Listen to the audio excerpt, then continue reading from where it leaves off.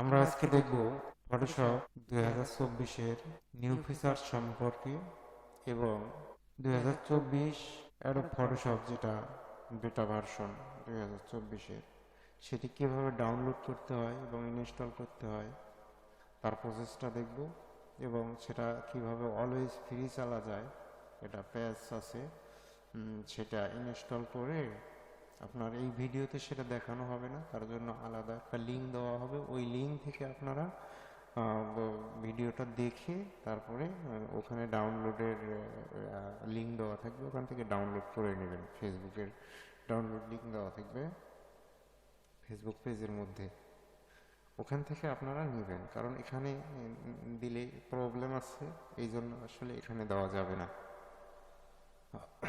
তো চলুন আসলে কথা না বাড়িয়ে আমরা এই যে 2024-এর এই ফটোশপটা আমরা এটা ইনস্টল করছি গতকালে। 30টা আছে, সেটা এই পিসিতেই ছিল, সেটা আনইনস্টল করে এই 24টা দেওয়া হয়েছে। কারণ নিউ ফিচার্সটা হচ্ছে 23-এর থেকে এটাতে অনেক ভালো এবং যে আপডেটগুলো এসেছে আরও ব্যতিক্রমী। তো এই যে দেখেন এখানে 15 ডেজ হচ্ছে ফ্রি ট্রায়াল আছে। 15 ডেজ আমরা এটা ফ্রি চালাইতে পারবো। এরপরে কিভাবে চালানো যায় তার প্রসেসটা অবশ্যই ডিসক্রিপশন বক্সে থাকবে, সেখান থেকে আপনারা এবং পিন বক্সেও থাকবে, সেখান থেকে দেখে আপনারা 14 ডেজের পরে কিভাবে ইউজ করবেন সেটার প্রসেসটা ওখানে থাকবে, সেটা দেখে নেবেন। নিয়ে কোনো প্রবলেম হলে অবশ্যই নক করবেন। আর কোনো প্রবলেম হওয়ার কথা না, এর আগে তো এসে একটা ভিডিও দেওয়া হয়েছে, সেটাতেও সেম প্রসেস। এবং অনেকেই সবাই যারা যারা এই টিউটোরিয়ালটা দেখছে তারাই চালাইতেছে এবং কেউ কোনো ব্যাড কমেন্ট করেনি। আশা করি এটাতে উপকার হবে। তো চলুন আমরা যে কোনো একটা ইমেজ আগে ওপেন করে নিই। আমরা একটা যে কোনো ইমেজ নেব, নেওয়ার পরে আমরা দেখব যে আসলে নিউ ফিচার্সটা কি কি কাজ করে। তো এই যে আমরা প্রথমে এটার একটা ব্যাকগ্রাউন্ডে কপি করে নিই, তাতে দেখা যাচ্ছে যে অরিজিনাল ইমেজটা নষ্ট হবে না। তো আমরা এখান থেকে এই যে সর্বপ্রথম আমরা দেখব সবই ঠিক আছে একরকম, এখানে ডিফারেন্স তেমন কিছুই নাই। এখানে যে আপডেটগুলো এসেছে সেই আপডেটগুলোতে একটু মানে ভালো আগের থেকে, এবং 23-এ যে একটা প্রবলেম ছিল সেটার থেকে অনেক ভালো আপগ্রেড করছে। এই যে যেমন রিমুভ টুলটা, আগে কিন্তু আমরা রিমুভ টুলটা পুরাটা এখান থেকে আমরা আমাদেরকে আগে কি করতে হতো, ব্রাশ করতে হতো, তারপরে রিমুভ হইতো।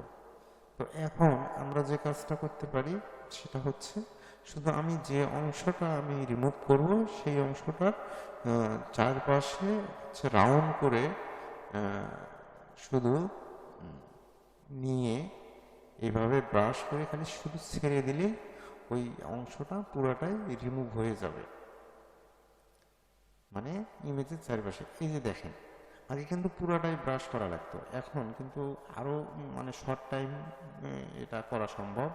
জাস্ট খালি চারপাশে একটা রাউন্ড ঘুরাই দিলে হয়ে গেছে ব্রাশটা ক্লিক করে। এই যে এটা দেখেন আমি এই পাশ থেকে একটা রিমুভ করে বসে খালি ব্রাশ করে দিলাম বসে।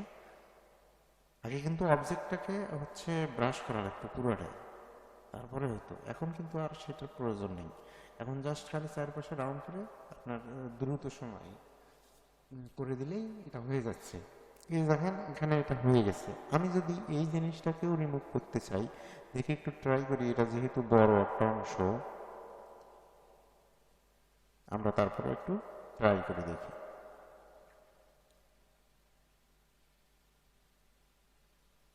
এই যে এখানে নিয়ে এসে ছেড়ে দিলাম, হ্যাঁ হয়েছে। তো আপনার অবশ্যই সেকেন্ড টাইম একবার ট্রাই করবেন, হয়ে যাবে। তো এখানে যে অংশটুকু একটু একটু খারাপ আছে, এখানে আর একটু করে শুধু আপনার হচ্ছে ব্রাশ করলেই এগুলো ঠিক হয়ে যাবে। তো এখন এই ফিচারটা এটা আপনারা দেখলেন। যদি আপনারা ব্লাঙ্ক লেয়ারে করেন তাহলে উপরে একটা ব্লাঙ্ক লেয়ার নিয়ে এই যে স্যাম্পল অল লেয়ারে এটা টিক মার্ক দিয়ে রাখতে হবে। টিক মার্ক দিয়ে রেখে কাজটা করতে হবে ব্ল্যাঙ্ক লেয়ারে, মানে ট্রান্সপারেন্ট লেয়ারে। আর যদি হচ্ছে অনেকগুলো অবজেক্ট একসঙ্গে সিলেক্ট করতে চান, সেক্ষেত্রে হচ্ছে এই টুলটা এই টুলটা এটা তুলে দিয়ে কাজটা করতে হবে। সেটা হচ্ছে কেমন, আমি একটা এইটাতে সিলেক্ট করে নিই। যেমন এখানে দেখেন, এখানে কিন্তু টিক মার্ক দেওয়া থাকলে সেটা হবে না। সেই জন্য এখানে আমরা যেমন অনেকগুলো অবজেক্ট যদি আমরা ছেড়ে ছেড়ে দিয়ে করি, তাহলে আমরা মনে করেন যে এটা হয়ে গেল। এখন একটা অবজেক্ট কিন্তু হয়েছে, এই দেখেন এখানে একটা অবজেক্ট হয়েছে। এখন আর একটা অবজেক্ট আমার সিলেক্ট করার প্রয়োজন আছে, এই যে যেমন এইটা করব। তো সেক্ষেত্রে একবারে তো সবগুলো করা সম্ভব নয়, এটা এক জায়গায় এটা এক জায়গায়। যেমন এটা যদি আমি করি এখানে, এখানে এই দেখেন ওইটা টিক মার্ক দেওয়া থাকলে কিন্তু এটা হবে না। এই দেখেন এটা যতগুলো অবজেক্ট আছে সবগুলো সিলেক্ট করে নিয়ে এই যে টিক মার্কটাতে দিলে, টিক দিলে এটা রিমুভ হয়ে যাবে। এই যে এটা সিস্টেমটা এটাই। তো এখানে আমি দেখাইলাম না, এটা ক্যান্সেল করে দিলাম। জাস্ট এটা অপশনগুলো জেনে রাখা ভালো। তো এটা ক্যান্সেল হয়ে গেল। হ্যাঁ, এই টিকমার্কটা এখানে, টিকমার্কটা এখানে দেওয়া থাক। আচ্ছা, এটা অবশ্যই আপনারা বুঝতে পারছেন। তারপরে হচ্ছে আরেকটা যেমন আছে এখানে, এই যে জেনারেটিভ যে ফিল্ডটা আছে, এই যে যেমন এখান থেকে যদি খুঁজে না পান, এই যে উইন্ডোজ থেকে এই যে এটা এই অপশনটাতে গেলে এই যে বারটা আছে এই বারটা দেখা যাবে। এই বারটাতে একটা নতুন ফিচার যোগ করছে কি, এই যে পিন বার পজিশন, এই পিন বার পজিশনটা এটা যে কোনো জায়গায় রেখে যদি আপনার হচ্ছে পিন করি আমরা, সেটা সেই জায়গাতেই থাকবে। আগে কিন্তু সব জায়গায় আপনার ইমেজের সঙ্গে সঙ্গে যেত, একটা খুব ডিস্টার্ব ফিল হইতো আর কি। তো আমরা যদি এটা এখানে রেখে পিন করে দিই, তাহলে আমরা সব কাজ করতে পারবো, এটা কিন্তু এই জায়গাতেই থাকবে। তো আমরা এটা হাইড করেও রাখা যায়। এটা হাইড করেও রাখা যায়, হাইড করে রাখলে আবার ফিল বের করতে হয়। তো যাক, এটা এটা আগে ছিল না এই অপশনগুলো, এখন এটাতে নতুন ফিচার যোগ করছে।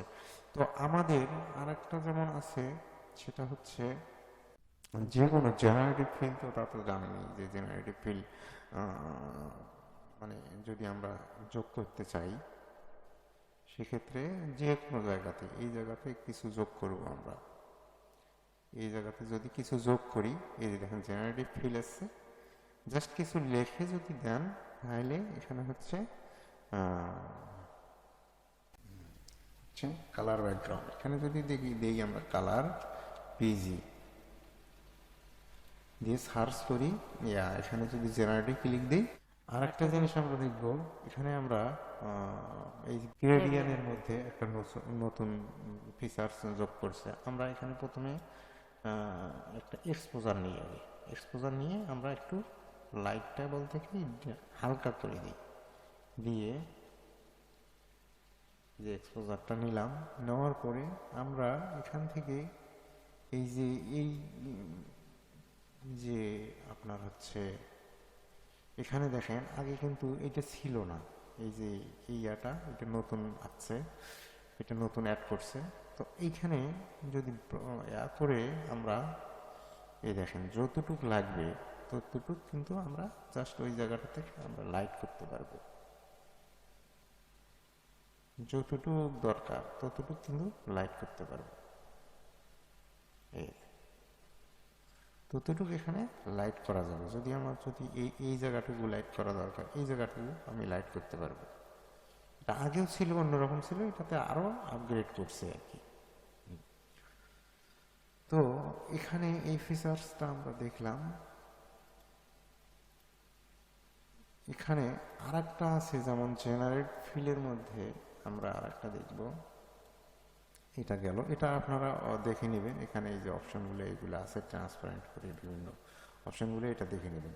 তারপরে আমরা আর একটা জিনিস দেখব, সেটা হচ্ছে ক্রপ। ক্রপ করে আমরা দেখব যে এইখানে এই যে জেনারেটিভ এক্সপ্যান্ড, জেনারেটিভ এক্সপ্যান্ড যদি আমরা করি, দিয়ে এখানে টিক মার্ক দেই, এ দেখেন অটোমেটিক্যালি এগুলো কিন্তু আগে ছিল না, এখন আবার নতুন এগুলো সেট হয়ে গেছে। আগে কিন্তু অনেক কিছু করা লাগতো, অনেক অপশন, এখানে কিছু এই অপশনগুলো যোগ করছে। তো আপনার এটা গেল। তারপর নিচে কিন্তু আবার কন্টেন্ট আবার ফিলও আছে, সেটা দিয়েও দেখবেন যে আপনার হচ্ছে ব্যাকগ্রাউন্ডটা ফিল হয়ে যাবে। এটা এক্সপ্যান্ড হতেছে, একটু ওয়েট করি, এখানে 3 ইমেজ শো করবে, যেটা পছন্দ হয় সেটা আমরা রেখে দেবো। এই যে দেখেন অটোমেটিক্যালি দেখেন আপনার হচ্ছে সুন্দরভাবে একটা ব্যাকগ্রাউন্ড তৈরি হয়েছে। এখানে দেখেন এত সুন্দর, মানে যে যে টেক্সচারগুলো কিন্তু ঠিক আছে। এই দেখেন সেকেন্ডটা আমরা দেখি।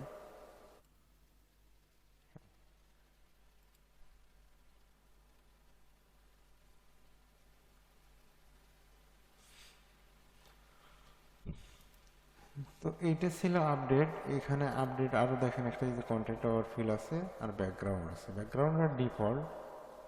তো আমরা আরেকটা জিনিস দেখব, সেটা হচ্ছে এই যে এখান থেকে আমরা নিউরাল ফিল্টারে যদি যাই, নিউরাল ফিল্টারে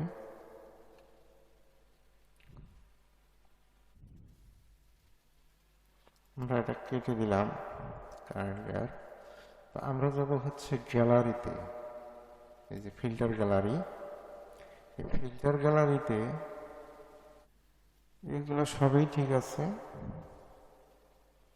তেমন কোনো আপডেট দেখতেছি না, সবই ঠিক আছে। তবে 24টা আরো ইজি করছে আপনার হচ্ছে 23-এর থেকে আরো ইজি। 23টা হ্যাং করতো, লোড নিত বেশি বা অনেকটা সময় নিত, কিন্তু 24টা আরো ইজি করছে। তো এই ছিল ফিচার্স। এবং এটার যে ডাউনলোডের যে সিস্টেমটা সেটা হচ্ছে দেখাচ্ছি। এটা হচ্ছে পারচেস করেও, যারা পারচেস করে নিতে চান তারা পারচেস করে এটা ইউজ করতে পারেন। পারচেস করে হচ্ছে জেনারেটিভ ফিল, তারপর অন্যান্য ফিচার্সগুলো এটা আপনারা দেখা যাচ্ছে যে অনেক সময় দেখা যাচ্ছে ক্র্যাক করেও বা সেকেন্ড যে ইলিগালভাবে এটা ইউজ করেও কিন্তু সেটা সম্ভব হয় না। তো সেক্ষেত্রে পারচেস করেও আপনাদেরকে এটা ব্যবহার করা দরকার। যাদের পারচেসের প্রয়োজন তারা পারচেস করে এটা ব্যবহার করতে পারে। তো আমরা যেটা করব এখন, যেটা দেখব যে কিভাবে এটা পারচেস করব এবং এটা কিভাবে ফ্রি সিস্টেমটা তো আগেই বলে দিছি। এখানে গিয়ে লিখি যে adobe.com, এই যে adobe.com লিখে সার্চ করলে এই যে এই সাইটটা আছে অ্যাডোবের যে অফিসিয়াল সাইটটা, এটাতে আমরা এই লিঙ্কটাতে ক্লিক করব। ক্লিক করে এই সাইটে আমরা হচ্ছে ব্রাউজ করব, দেখব। তারপরে এখান থেকে যাব ক্রিয়েটিভিটি অ্যান্ড ডিজাইন থেকে দেখবেন যে এই যে এখানে ফটোশপ আছে। এখান থেকে ফটোশপে ক্লিক দিলে এই যে হচ্ছে ফ্রি ট্রিয়াল, ফ্রি ট্রিয়াল, এই যে ফ্রি ট্রিয়ালে ক্লিক দিয়ে আপনার হচ্ছে এখান থেকে বাই নাও আছে, এই যে বাই নাও থেকেও ক্লিক করতে পারেন। এখান থেকে দেখেন এই যে বাই নাও, যারা বাই নাও আপনারা এখান থেকে পারচেস করতে চান, যে ফটোশপ $22.99 এটা মান্থ।